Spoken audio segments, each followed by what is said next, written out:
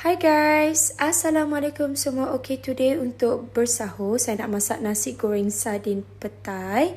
Okay, actually saya tak pernah masak menggunakan petai, tapi tak apalah, kita cuba. So stay tuned guys. Bawang merah, bawang putih, serai, masukkan sardin, masukkan kecap, maggi cukup rasa, sedikit gula, masukkan petai, tumis padi, kobis,